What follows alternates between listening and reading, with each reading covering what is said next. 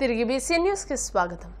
కాకినాడ జిల్లా కరప గ్రామంలో తాగునీటి సమస్య పరిష్కారానికి కృషి చేస్తానని కాకినాడ రూరల్ నియోజకవర్గ జనసేన పార్టీ అసెంబ్లీ అభ్యర్థి పంతం నానాజీ తనయుడు పంతం సందీప్, రూరల్ టీడీపీ కోఆర్డినేటర్ పిల్లి సత్యనారాయణమూర్తి పేర్కొన్నారు.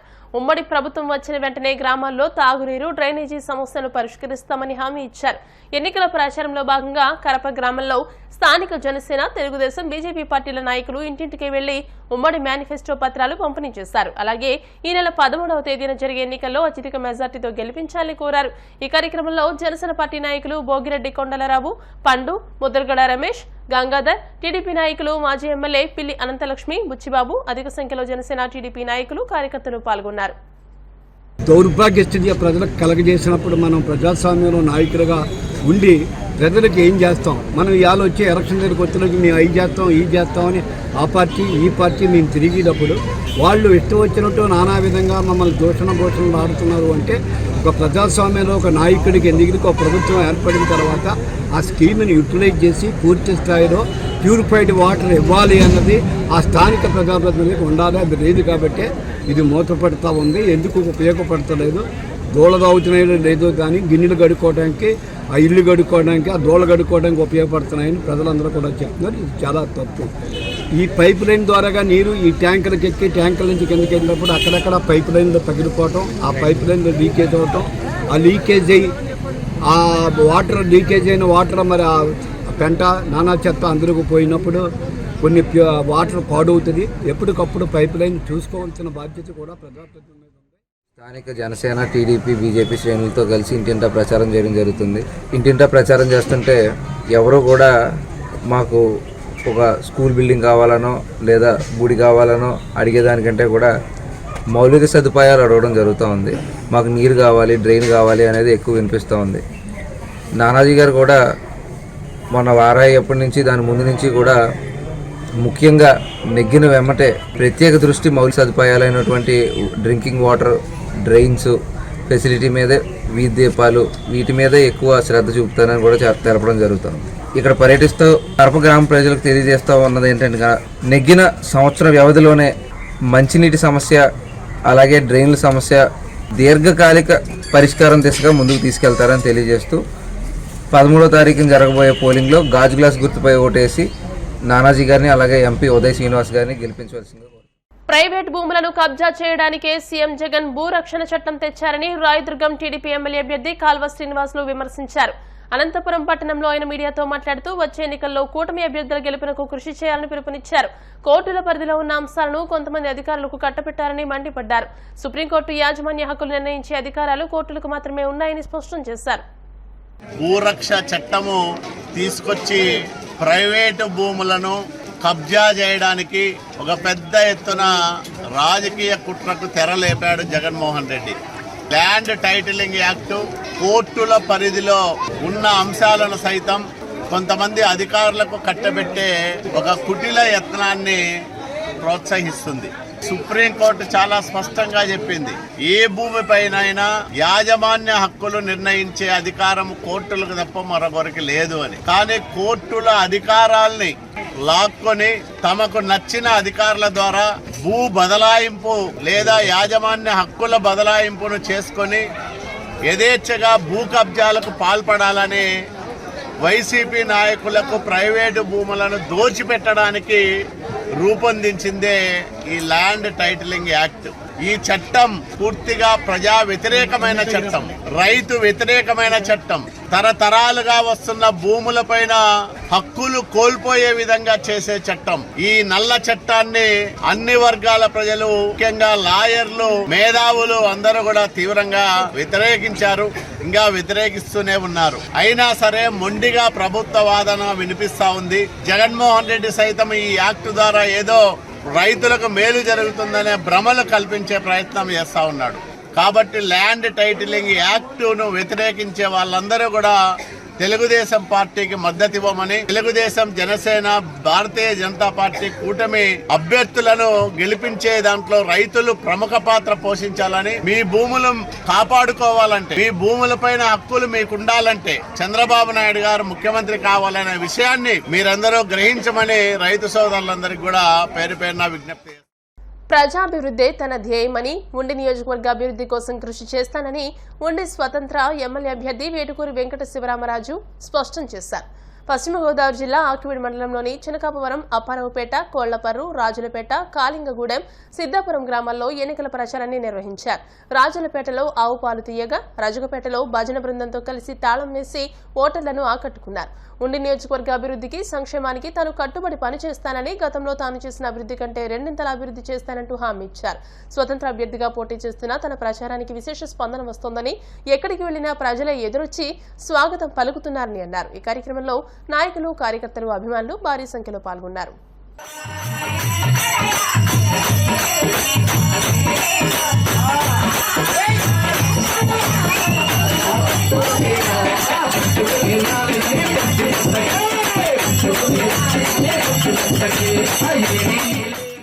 ఉండి నియోజకవర్గ స్వతంత్ర ఎమ్మెల్యే అభ్యర్థిగా పోటీ చేస్తూ ప్రచార కార్యక్రమాన్ని నిర్వహిస్తున్నాం.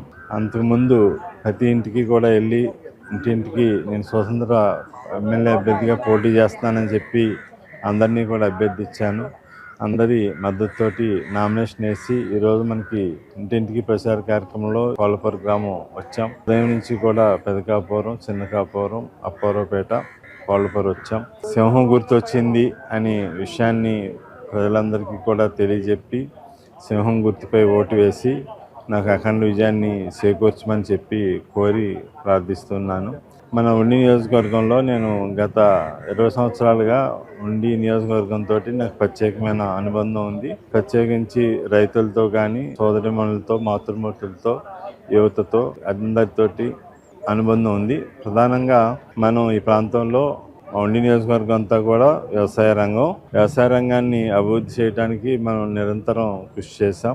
రైతులకి ఎక్కడా కూడా కష్టం రాకుండా చూడగలిగాం. నీటి ఎద్దడి సమస్య రాకుండా చూడగలిగాం. కోళ్లపర్రు గ్రామంలో చూసినట్లయితే ప్రధానంగా మంచినీటి సమస్య ఉండేది. ఆ మంచినీటి సమస్యకి మనం గతంలో పరిష్కార మార్గం చూపించి కొంతవరకు సమస్యను పరిష్కారం చేస్తాం. అయినా కానీ సమస్య కిందే ఉంది.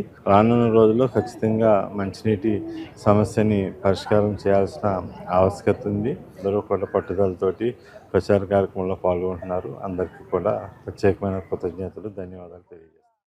రాజకీయంగా తమకు ప్రాధాన్యత ఇచ్చేవారికే మాదిగ దండోరా మద్దతు ఉంటుందని సంఘ నాయకులు తేల్చి చెప్పారు. కడపలో ప్రెస్ క్లబ్ లో వారు మీడియా సమావేశంలో మాట్లాడుతూ గతంలో తాము చెప్పిన దానికి కట్టుబడి ఉన్నట్టు తెలిపారు. ఎన్డీఏ కూటమి 15 సీట్లు మాదిగలకు కేటాయించగా జగన్మోహన్ రెడ్డి మాదిగలకు కేవలం 10 సీట్లు మాత్రమే కేటాయించారని అవమానించారని అన్నారు.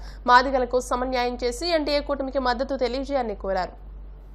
మాదిగలను మరి కించిత చూపుతో చూడడం జరిగింది. అందుకోసమే మేము ఈరోజు ఏ పార్టీ అయితే మాదిగలకు సమన్యాయంగా రిజర్వేషన్లో రాజకీయ పరంగా అందించిందో ఆ పార్టీకి మేము మద్దతు తెలపాలని మేము తెలుగుదేశం పార్టీ మాదిగలకు అత్యధికంగా అసెంబ్లీ సీట్లు, అదేవిధంగా ఎంపీ సీట్లు కేటాయించడం వలన మేము తెలుగుదేశం పార్టీకి మద్దతు తెలిపి అత్యధిక మెజార్టీతో తెలుగుదేశాన్ని కూటమి ప్రభుత్వాన్ని గెలిపించాలని నిర్ణయం తీసుకున్నాము. మాదిగలకు జరుగుతున్న విద్యా, ఉద్యోగ, రాజకీయ, సంక్షేమ అనేక రంగాలలో పూర్తి స్థాయిలో జగన్మోహన్ రెడ్డి ప్రభుత్వము అన్యాయం చేసింది. కాబట్టి మాకు గత 75 సంవత్సరాల నుంచి మాదిగల ఓట్లు అవసరమే కానీ మాదిగలకు రావాల్సినటువంటి ఓటా విద్యా, ఉద్యోగ, రాజకీయ, సంక్షేమ అన్ని రంగాలలో కూడా నిర్వీర్యం చేసిన ప్రభుత్వాలను ఓడించాలని సంకల్పంతో ఈ కార్యక్రమాన్ని నిర్వహించడం జరిగింది.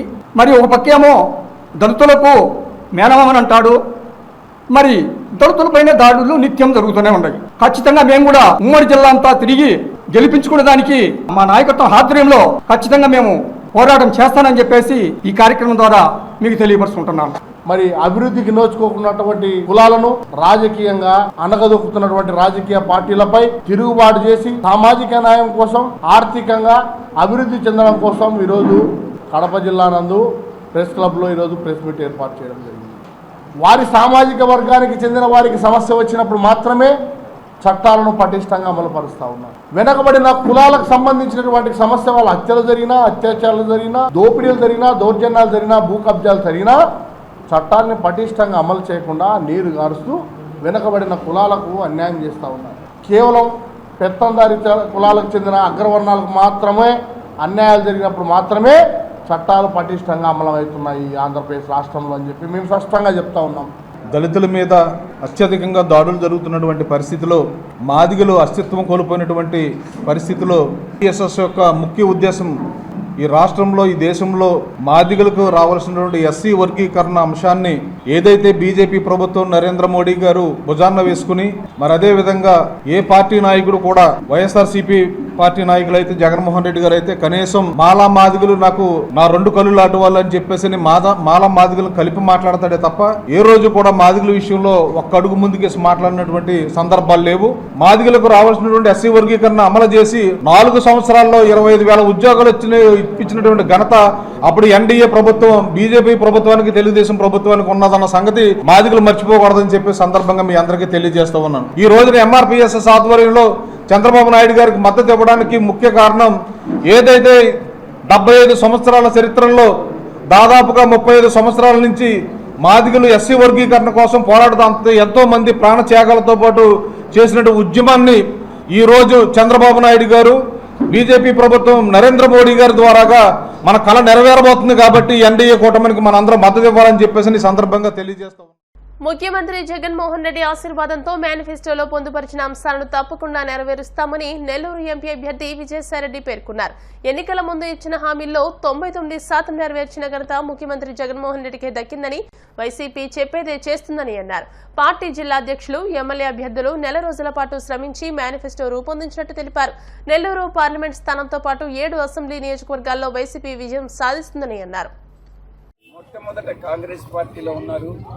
కాంగ్రెస్ పార్టీలోనే అప్పట్లో ఆయన చేసినటువంటి కుటిల రాజకీయాలు స్వర్గీయ రాజశేఖర రెడ్డి గారికి వ్యతిరేకంగా మీ అందరికీ కూడా తెలుసుంటాయనుకుంటాను. ఆ తర్వాత స్వర్గీయ రాజశేఖర రెడ్డి గారు చనిపోయిన తర్వాత ఆయన తెలుగుదేశం పార్టీలో చేరడం, తెలుగుదేశం పార్టీ నుంచి ఆయన పోటీ చేయడం అన్నీ కూడా మీ అందరికీ కూడా తెలుసు. ఆ తర్వాత తిరిగి వెంకటగిరి నుంచి వైఎస్ఆర్సీపీలో చేరి వెంకటగిరి నుంచి పోటీ చేయడం, ఏదైతే పార్టీ నుంచి గెలిచి ఎన్నికయ్యాడో ఆ ప్రజలకి ఆ పార్టీకి వెన్నుపోటు ఒక్కసారి వెనక్కిగానే తిరిగి చూసుకున్నట్లయితే రామనారాయణ రెడ్డి ఏ విధంగా మాట్లాడింది, జగన్మోహన్ రెడ్డి గారిని కించపరుస్తూ అభిశంసిస్తూ అనవసరమైనటువంటి అసభ్యకరమైనటువంటి పదజాలంతో ఆయన దూషించినటువంటి ఆ యొక్క స్టేట్మెంట్ని ఈరోజు కూడా నేను మర్చిపోలేను. ఇటువంటి పాల్పడేటటువంటి కుటిల స్వభావం ఉన్నటువంటి నిలకడలేనటువంటి గర్వంతో కూడినటువంటి ఇటువంటి రాజకీయ నాయకుల్ని రామనారాయణ రెడ్డి లాంటి వాళ్ళని ప్రజలు వెలివేయాలి. కలియుగ వైకుంఠం తిరుమలలో భారీ వర్షం కురిసింది. శ్రీవారి ఆలయం చుట్టుపక్కల ఉన్న ప్రదేశాల్లో భారీ వర్షం కురిసింది. తీవ్రమైన ఎండలతో అల్లాడిపోతున్న ప్రజలకు కాస్త ఉపశమనం కలిగింది.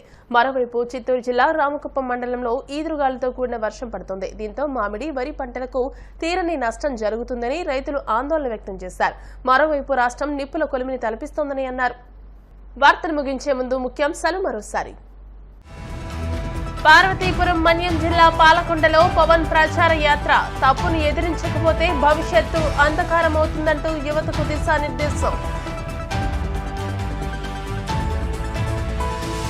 వీరవాసరం మండలంలో ఎమ్మెల్యే గ్రంథి శ్రీనివాస్ ఎన్నికల ప్రచారం. వాలంటీర్లను అడ్డుకోవడం వల్లే పెన్షనర్లు ఇబ్బందులు పడుతున్నారంటూ ఆవేదన.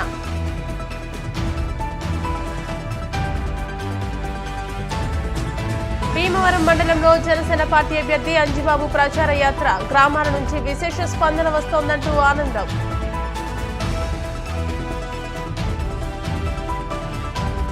ఆకివీడు మండలంలో వినూత్న రీతిలో స్వతంత్ర అభ్యర్థి కలవపూడి శివ ఎన్నికల ప్రచారం. ఎమ్మెల్యేగా గెలిపిస్తే నియోజకవర్గాన్ని మరింత అభివృద్ధి చేస్తానంటూ హామీ. ఈ వార్త ఇంతటితో సమాప్తం. మరిన్ని వార్తా విశేషాలతో నెక్స్ట్ బులెటిన్లో మళ్ళీ కలుసుకుందాం. అంతవరకు సెలవు. నమస్కారం. చూస్తూనే BCN న్యూస్.